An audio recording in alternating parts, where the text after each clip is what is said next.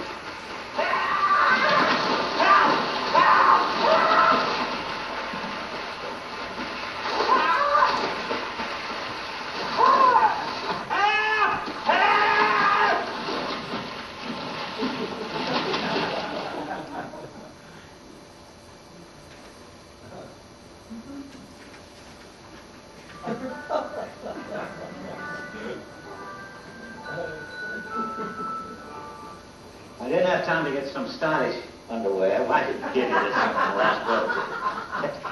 I passed away in it. Oh, Tom Sawyer's drying out too. You should read the new book Mark Twain's writing now. How did you happen to fall in? I didn't fall in.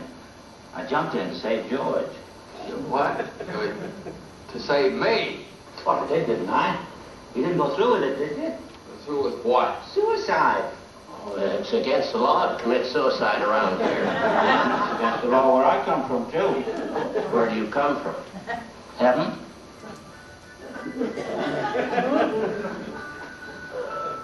I had to act quickly. That's why I jumped in. I knew if I were drowning, you'd try to save me. You see, you did. And that's how I saved you. Dad, do you think you would have done it? Done what? George, do you think you would have jumped in? I mean, before the other guy jumped in. Do you think you would have done it? I don't know. I guess so. You know, I really don't know. I've never really thought of it that way. You know, I've never been there, you know. I don't think that's a decision anybody can make until they're there, you know? Yeah, I guess you're right. I've never been there either. Relax, Dad. I'm just saying, I know where he's coming from. Life gets rough, you know? Yeah? Yeah. Like that kid I knew back in high school tried to hang himself and it caused a big stink in the news and everybody was talking about his family life and everything.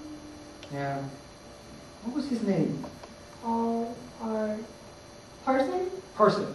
Yeah, I didn't know him that well, but I can just remember thinking, was life really that rough? I mean, what made him do it? Yeah, I remember sitting around with all the parents. We just trying to figure out what should have been done. I mean, I guess he just couldn't open up to anybody. Best we could figure out, he just felt trapped. I just wish someone could have been there to rescue him before it was too late. Yeah. Rescue. So why do you think Clarence jumped in?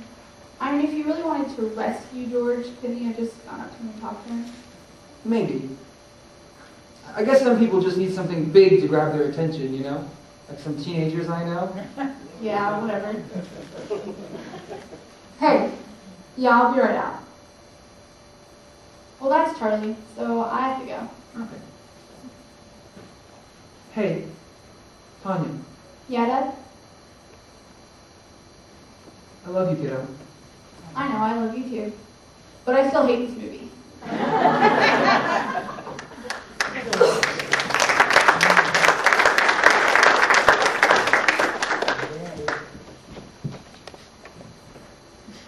Well, welcome to part 3 of It's a Wonderful Life. We're glad that you're here this morning. Are you enjoying this series? Yes. I know that I am. And Steve Williams, didn't he do a great job last week? Give him a hand. That was just tremendous. Hey, well, it's a big day for me. I turned 50 today. Yesterday, I went to the 50-plussers party, and I told them yesterday, I said, this is the last time that I get to come, unofficially. From now on, I don't even have to be invited. I'm just there, 50 plus. But anyway, it's a great day. And today, I'm going to do one of the favorite things of my life. I'm going to go to a movie this afternoon. I'm going to go see It's a Wonderful Life at the Tampa Theater. Doesn't that sound great? Hey, if you haven't seen this movie, I say, as a critic, 2 enthusiastic thumbs up, okay? Way up. Possibly the best movie that's ever been made.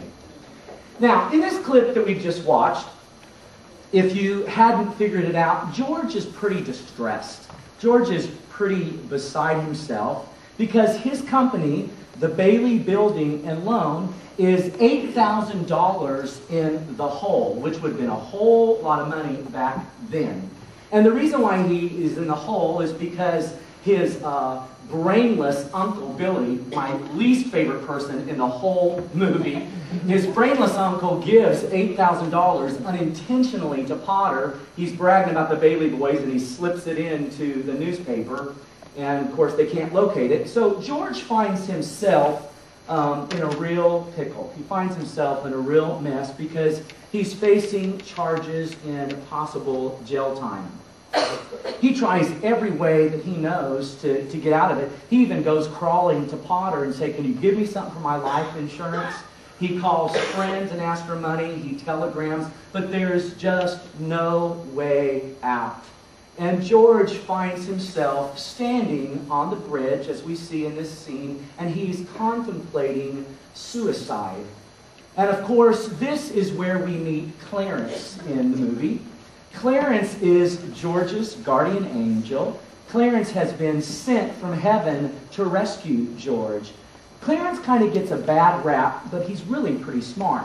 Because when Clarence notices that George is thinking about jumping in, Clarence just jumps in first because he knows that George is such a swell guy that George will jump in to rescue him. And so Clarence, by jumping in, is the one, in fact, who rescues George. Now, as I was watching this scene, I was thinking that George is really a whole lot like we are. Because George knows that he needs to be rescued, but he really doesn't want to admit it to Clarence. One minute we see George standing on the bridge and he's going, oh God, save me, help me, rescue me. And then the next minute we see him talking to Clarence and he's saying, a rescue? Who needs to be rescued? I jumped in to save you. And while that is true, we know that the deeper truth is that Clarence jumped in to save George, and George desperately needed to be rescued, didn't he? George desperately needed to be rescued, just like you and I desperately need to be rescued.